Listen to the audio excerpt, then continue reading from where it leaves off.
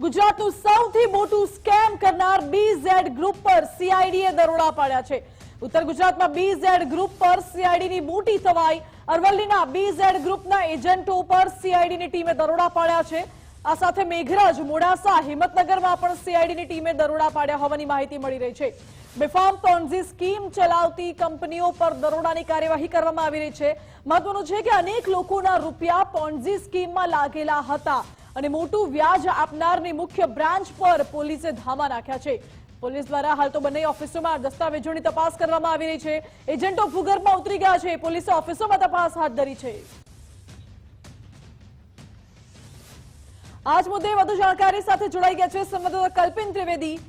કલ્પિન, આ BZ traders છે, Ponzi scheme ચલાવતા હતા, શું છે પૂરી વિગતો, કયો ધંધો કરતા હતા? બિલકુલ, અરવલ્લી, મોડાસા અને સાબરકાંઠા આખા વિસ્તારોની અંદર પોન્જી સ્કીમનો સૌથી મોટો ઘટનાનો આખો પર્દાફાશ થયો છે સીઆઈડી ક્રાઇમ દ્વારા। ઉત્તર ગુજરાતના સાબરકાંઠા સહિતના જે વિસ્તારો છે ત્યાં હાલ દરોડા પાડવામાં આવે છે। બીઝેડ ગ્રુપ છે અને બીઝેડ ગ્રુપ દ્વારા લોકોને ઊંચા પૈસાના વ્યાજ પર લાલચ આપવાની જે છે તે આખો ઘટનાક્રમ છે। ન માત્ર સાબરકાંઠા પરંતુ આસપાસના તમામ વિસ્તારો જે છે ત્યાં આ બીઝેડ ગ્રુપના અલગ અલગ જે છે તે આ પ્રમાણેના ઘટનાક્રમો સામે આવ્યા છે। અલગ અલગ જ્યાં પણ આ બીઝેડ ગ્રુપની ઓફિસો હતી ત્યાં હાલ સીઆઈડી ક્રાઇમ દ્વારા દરોડા પાડવામાં આવ્યા છે। મહત્વની વાત એટલા માટે છે કે ત્યાં એકમાત્ર ઘટનાક્રમ એ હતો કે જ્યાં શિક્ષક હોય કે પછી પોલીસ પોતાના પૈસા પર ઊંચા નાણાં, ઊંચા વ્યાજ કેવી રીતે મળે તે જ માત્ર લાલચ લોકોને હતી અને ગામડાના તમામ લોકો જે છે તે આ બીઝેડ ગ્રુપની અંદર પોતાના પૈસા જે છે તે રોક્યા હતા। પરંતુ આ અચાનક આ એક જે વ્યક્તિ છે જે બીઝેડ કંપની ચલાવે છે તે એક નાનકડા ગામડાનો રહેવાસી છે। અચાનક રાતોરાત તે કેવી રીતે કરોડોપતિ બન્યો તે એક સૌથી મોટો સવાલ હતો। તેના માટે પણ સીઆઈડી ક્રાઇમ દ્વારા હાલ તલસ્પર્શી તપાસ જે છે તે શરૂ કરવામાં આવી છે। ઉપરાંત જે છે તે આ જે વ્યક્તિ છે બીઝેડ ગ્રુપનો માલિક, એ બીઝેડ ગ્રુપનો માલિક એ ક્યાંક રાજકીય જશ ખાટવા માટે અથવા તો રાજકીય રાજકારણની અંદર પ્રવેશવા માટે પણ તેને અનેક ભૂતકાળની અંદર પ્રયાસો કર્યા હતા। સાથે જ આ આખા ઘટનાક્રમની અંદર, આખા સ્કેમની અંદર, કૌભાંડની અંદર કેટલા લોકો સંડોવાયેલા છે તે મુદ્દે પણ જે છે તે સીઆઈડી ક્રાઇમ હાલ તપાસ કરી રહી છે। પરંતુ હાલ તબક્કે, પ્રાથમિક તબક્કે જે માહિતી સામે આવી છે તેમાં બીઝેડ ગ્રુપ છે તે બીઝેડ ગ્રુપના તમામ જે સંચાલકો છે તે ભૂગર્ભમાં ઉતરી ચૂક્યા છે, પરંતુ તેમની જે મુખ્યાલયો છે, તેમની મુખ્ય કચેરીઓ છે ત્યાં હાલ સીઆઈડી ક્રાઇમ દ્વારા દરોડા પાડવામાં આવે છે। ત્યાં અન્ય દસ્તાવેજી પુરાવા પણ એકત્ર કરવાનું કામ હાલ ચાલી રહ્યું છે।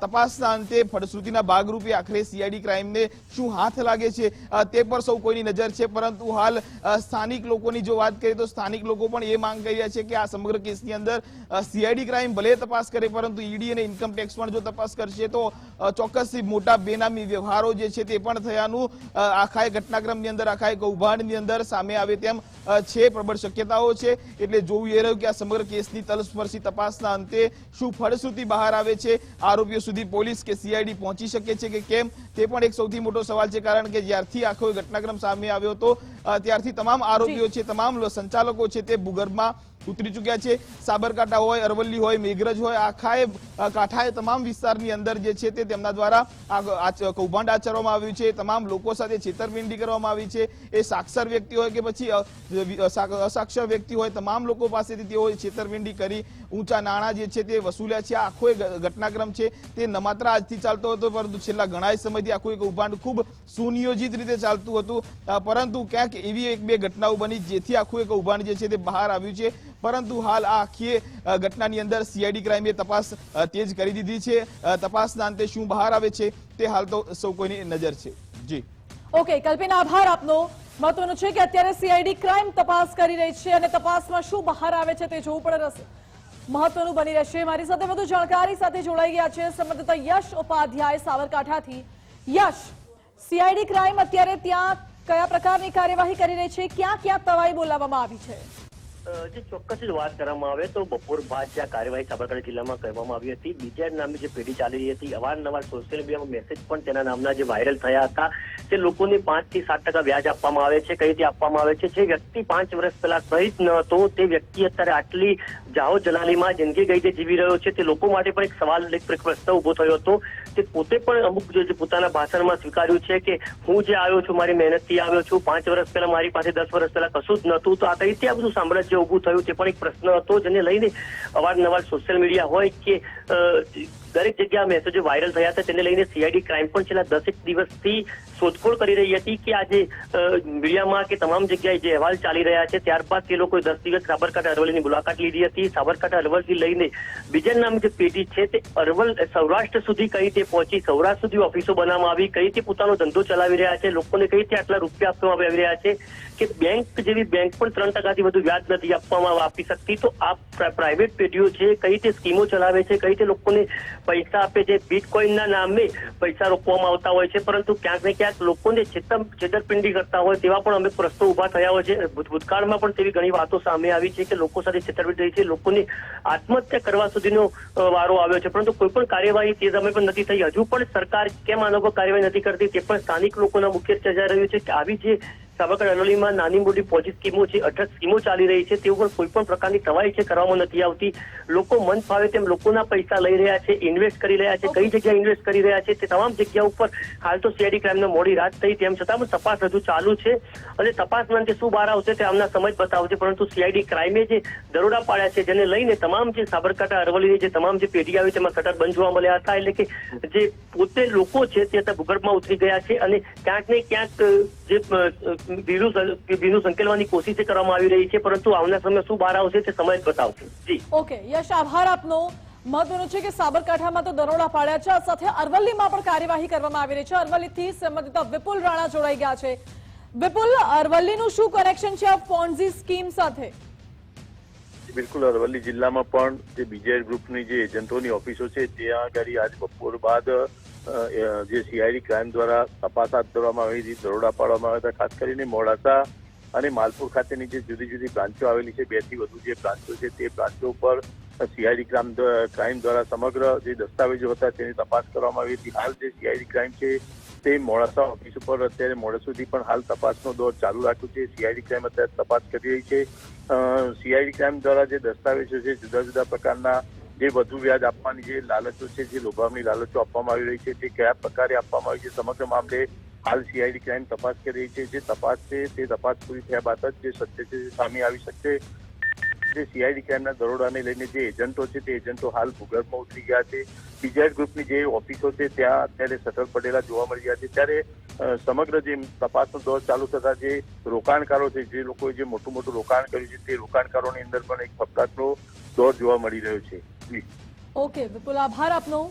ઉત્તર ગુજરાતમાં બીઝેડ ગ્રુપ પર સીઆઈડીએ મોટી તવાઈ બોલાવી છે. સાબરકાંઠા હોય, અરવલ્લી હોય, તમામ વિસ્તારોમાં તપાસ કરવામાં આવી રહી છે. હાલ તો એજન્ટો ભૂગર્ભમાં ઉતરી ગયા છે, પરંતુ ઓફિસ અને દસ્તાવેજોની પણ તપાસ કરવામાં આવી રહી છે. સીઆઈડી ક્રાઇમે મેઘરજ, મોડાસા, હિંમતનગરના સ્થળે દરોડા પાડ્યા છે. મહત્વનું છે કે આજે કંપનીઓ છે તેઓ બેફામ પોન્ઝી સ્કીમ ચલાવતા હતા, લોકો સાથે છેતરપિંડી આચરતા હતા અને લોકોના પૈસા પણ આમાં રોકાયેલા હતા. મોટું વ્યાજ આપનારની મુખ્ય બ્રાન્ચ પર પોલીસે દરોડા પાડ્યા છે. પોલીસ દ્વારા હાલ તો બંને ઓફિસોમાં દસ્તાવેજોની પણ તપાસ કરવામાં આવી રહી છે. આ બીઝેડ ફાઇનાન્શિયલ સર્વિસીસ જેના એજન્ટો ભૂગર્ભમાં ઉતરી ગયા છે. મહત્વનું છે કે આ બીઝેડ નામથી ખાનગી ઓફિસો ધમધમી રહી હતી, જેમાં ઊંચું વ્યાજ આપવાની લાલચે લોકો પાસેથી રોકાણ કરાવતા હતા અને ત્યારબાદ તેઓ ફ્રોડ આચરતા હતા. રોકાણ કરાવતી ઓફિસ સહિત સંલગ્ન ઇલેક્ટ્રોનિક્સને પણ કબજે કરવામાં આવ્યા છે. રોકાણકારોને માસિક 5% વળતરની લોભામણી જાહેરાતો આપતા, તેમને લાલચમાં પોતાની જાળમાં ફસાવતા અને સમયસર પૈસા મળવાની સમસ્યાને લઈ પેઢી સામે સવાલ ઉભા થયા છે. લોકો પાસેથી પૈસા તો લઈ લેતા, પરંતુ સમયસર લોકોને તેમના પૈસા કે વ્યાજની રકમ પરત કરવામાં નહોતી આવતી. અમારી સાથે સાબરકાંઠા જિલ્લા કોંગ્રેસ પ્રમુખ અશોકભાઈ જોડાઈ ગયા છે. અશોકજી, આજે કાર્યવાહી કરવામાં આવી રહી છે પોન્ઝી સ્કીમને લઈને, આપનું શું મંતવ્ય? છેલ્લા ઘણા વર્ષોથી બીજેડ નામની આ જે કંપની બનાવેલી, એ કંપનીની અંદર એમના મરતિયાઓના મારફતે લોકોના, ગરીબોના, મજૂરોના, સરકારી નોકરિયાતોના જે લાલચ આપીને જે પૈસા ઉઘરાવતા હતા, જેમનું કનેક્શન આજની ચાલુ સરકાર જે છે ભારતીય જનતા પાર્ટી, એના પણ એ સભ્ય પણ છે અને કાર્યકર પણ છે. તો આટલા બધા વર્ષોથી આ માણસ આવી રીતેનું જે લે ભાગુનું કામ કરતા હતા, તો અત્યાર સુધી કેમ સરકારે આની ઉપર ધ્યાન ના આપ્યું? અને જ્યારે આજે કરોડો રૂપિયા જ્યારે લોકોના આ કંપનીની અંદર લાગેલા છે અને લોકો જ્યારે પૈસા માટે વલખા મારશે, ત્યારે આજે એની ઉપર જે કંઈ એક્શન લીધા અને એનાથી આજે સાબરકાંઠા, અરવલ્લી અને ઉત્તર ગુજરાતના કઈક લોકોનું આ બહુ મોટું નુકસાન થઈ રહ્યું છે.